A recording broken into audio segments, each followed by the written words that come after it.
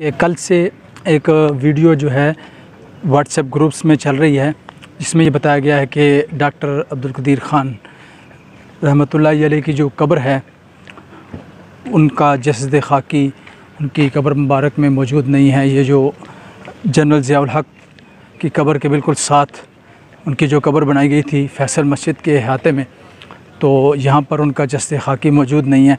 तो मैं चूँकि अभी यहाँ पर आ चुका हूँ, इसलिए मैं ख़ुद जाकर अपनी आँखों से देखता भी हूँ और आपको भी दिखाऊंगा कि क्या वाकई ये बात ठीक है कि नहीं, और अगर यहाँ पर मौजूद नहीं है डॉक्टर साहब का जसद खाकी तो यहाँ से कहाँ गया और तदफीन यहाँ हुई थी या किसी और जगह पर हुई थी, तो तमाम हक़ाइक़ आपको बताऊँगा और जो लोग यहाँ पर आए हैं उनसे भी आपकी बात करवाऊँगा। तो ये है जी जनरल ज़िया उल हक़ का मज़ार, और यहाँ पर करीब ही डॉक्टर अब्दुल कदीर ख़ान मोहसिन पाकिस्तान के लिए कब्र बनाई गई थी। तो चलते हैं जी, हम जाकर देखते हैं कि कब्र यहाँ पर मौजूद है या कि नहीं। तो ये जी जनरल ज़िया उल हक़ मरहूम का मज़ार है, और इसके साथ ही हम यहाँ पर चलते हैं जी डॉक्टर अब्दुल कदीर ख़ान रहमतुल्लाह अलैह की कब्र मुबारक पर।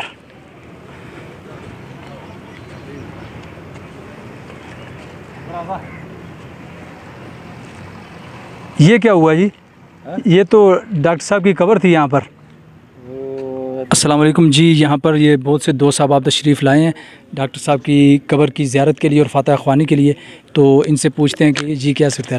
हाँ जी भाईजान, आप कहाँ से तशरीफ़ लाए हैं? जी हम सरगोदा से हम स्पेशल सरगोदा से आए थे डॉक्टर साहब की कब्र फातह करेंगे, लेकिन यहाँ के पता चला कि उन्हें कहीं और लेके चले गए, तो इस बात का हमें बहुत दुख हुआ है। तो लिहाजा हम हुकूमत से अपील करते हैं दोबारा यहाँ ले आएँ। तो बिस्मिल्लाहिर्रहमानिर्रहीम, अस्सलाम वालेकुम। मैं ज़िला मानसरे से आया हूँ। ये वीडियो में देख के कि डॉक्टर साहब को यहाँ से किसी ने निकाल दिया। बहरहाल वो तो सही है, डॉक्टर साहब का कब्र यहाँ नहीं है, लेकिन हमने मालूमात करके किसी से यानी मुतसद्दक़ नहीं है कि उनकी घर वालों की दरख्वास्त पे उसको यहाँ से दूसरी जगह पर दफन करवाया है। और ये कब्र उसके लिए तकरीबन 8 जगहों पे खोदी गई, लेकिन उसको उनकी जो H8 में जो उनके घर वालों की दरख्वास्त है कि उसको यहाँ दफनाया जाए, वहाँ उनको दफनाया गया। और हम ये दुख नहीं बल्कि हम ये कह सकते हैं कि हमको रात को नींद नहीं आ रहा था कि इस वजह से कि क्योंकि अगर हुकूमत की तरफ से कैंसिल किया हो तो हम सारे पठान सारे पुख्तून को हम एहतजाज करेंगे, क्योंकि जहाँ भी कुर्बानी की ज़रूरत हो वहाँ हम कुर्बानी देंगे और दे चुके हैं। जहाँ कोई हया का काम हो पाकिस्तान में वो हम करें, हम मरे और हमारे साथ ऐसा हो क्यों, इसलिए हम यहाँ आए हुए हैं। और ये हमारा साथी दूसरा ये सबका नाज़म साहब भी है, ये भी बात कर ले, इनसे बात कर लें। मैं ख़ुद मर्दान इलाके से आया हूँ। इधर डॉक्टर साहब के कब्र के लिए मैं ख़ुद देख रहा था कि इधर आ जाऊँ, दुआ भी करो और कब्र भी देखूँ। तो इधर लोग कह रहे हैं कि नहीं ये H8 में लेके गए अपने घर वालों की वजह से, वो कह रहा था कि उधर ले गए। हम तो वीडियो हमने खुद देखा तो वो कह रहा था कि यार किसी ने उठाया है, इधर नहीं है। हम उस वजह से आए, और भी बाकी लोग आए हुए, बहुत लोग आए हुए इधर आते हैं फैसल मस्जिद में दुआ के लिए कि डॉक्टर साहब इधर है नहीं। अस्सलाम वालेकुम, क्या हाल है जी? खैरियत है? हम तो मैं कराची कंपनी से आया हूँ, चौधरी नज़ीर अहमद नाम है मेरा।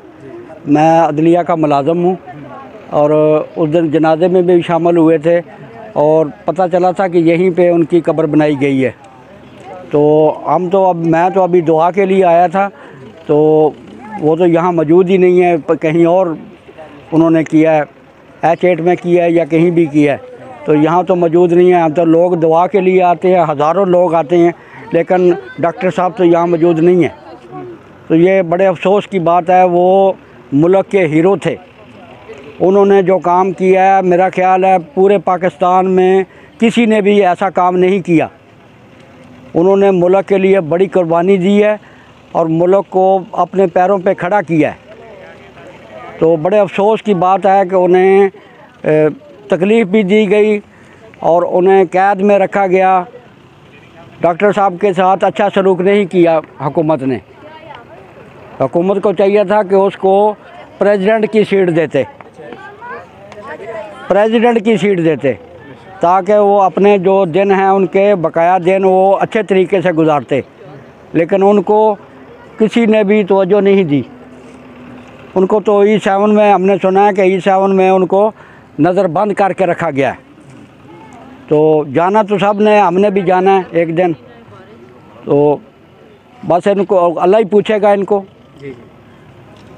तो इसी दुआ के साथ खुदा हाफिज़। अस्सलाम वालेकुम, मैं मीरपुर आज़ाद कश्मीर से आया हूँ। तो यकीन करें इधर आया हूँ, इधर ज़िया साहब की भी कब्र है और इन्होंने इधर कब्र बनाई थी इनकी। तो देखा, बहुत अफसोस हुआ, क्योंकि उधर हमें क्या पता कि इधर कब्र इनको दफन कर गया है इन्होंने, क्योंकि इधर हर आदमी आता है पूरे पाकिस्तान से। ठीक है, हमारे बच्चे भी आए हैं, सब आए हैं, हमने देखा है तो थोड़ा सा दिल को अच्छा नहीं लगा, क्योंकि बहुत अच्छे आदमी थे। उन्होंने हमारे लिए बहुत कुछ बनाया।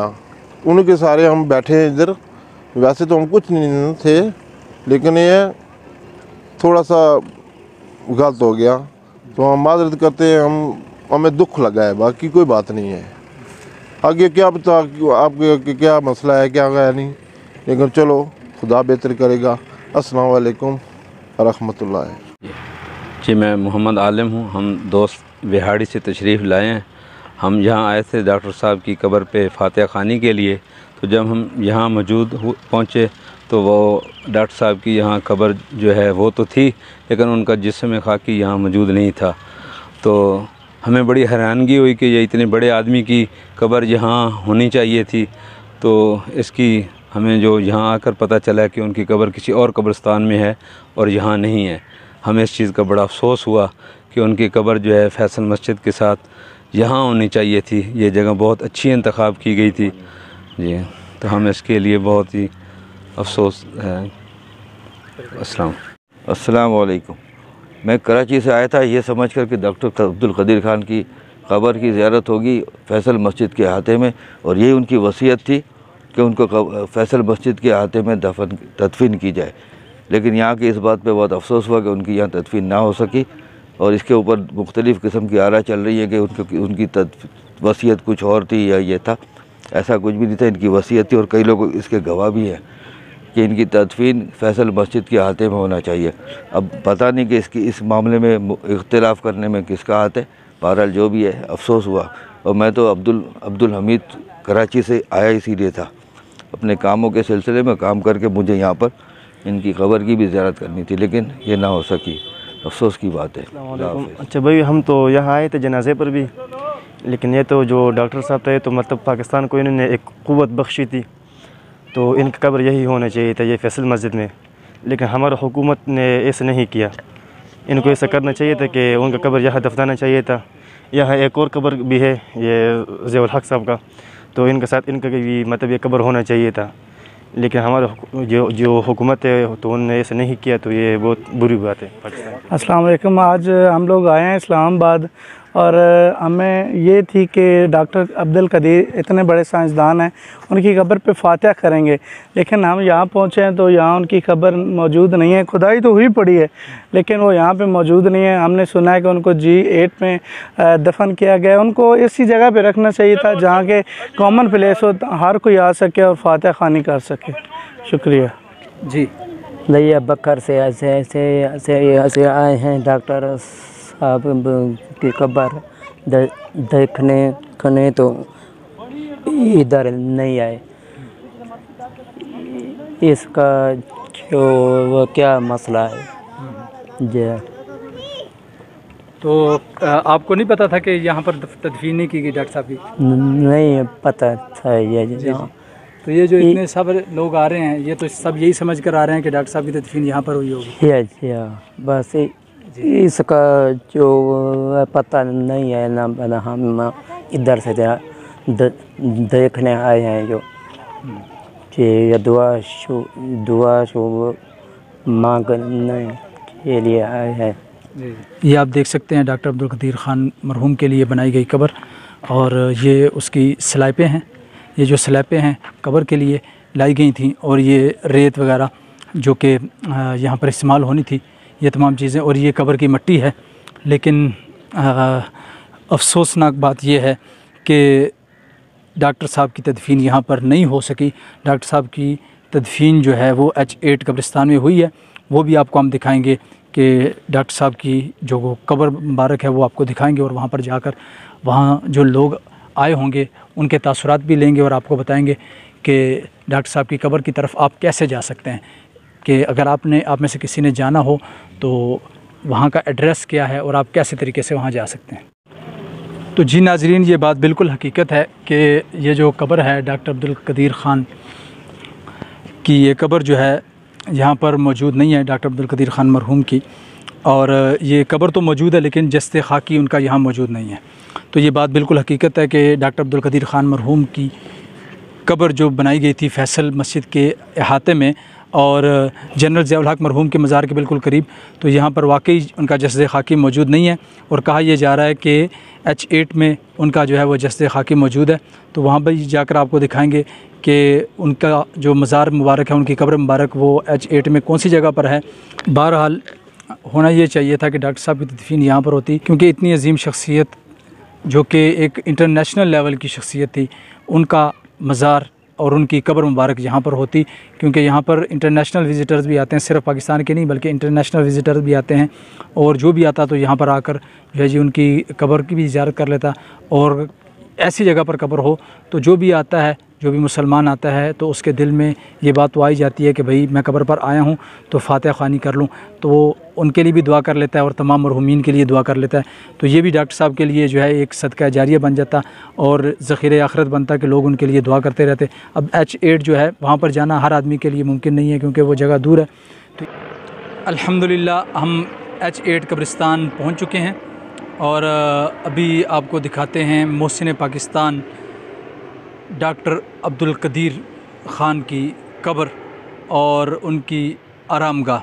वैसे तो आमतौर पर लोग कब्र को आखिरी आरामगाह कहते हैं, लेकिन अक्सर बुज़ुर्ग कहते हैं कि मोमिन की आखिरी आरामगाह जो है वो जन्नत है। तो ये एक आरामगाह है और आखिरत की मंजिलों में से पहली मंजिल है। तो चलिए चलते हैं जी डॉक्टर अब्दुल कदीर ख़ान साहब की कब्र पर। और इस वक्त में लोग आ रहे हैं, कसीर तादाद में लोग डॉक्टर अब्दुल कदीर ख़ान रहमतुल्लाह अलैह की कब्र की ज़ियारत के लिए और फातिहा ख़वानी के लिए आ रहे हैं। जी ये ज़ियाउल्लाह साहब जो है ये झंग से तशरीफ़ लाए हैं डॉक्टर साहब की कब्र पर, और ये फैमिली समेत तशरीफ़ लाए हैं।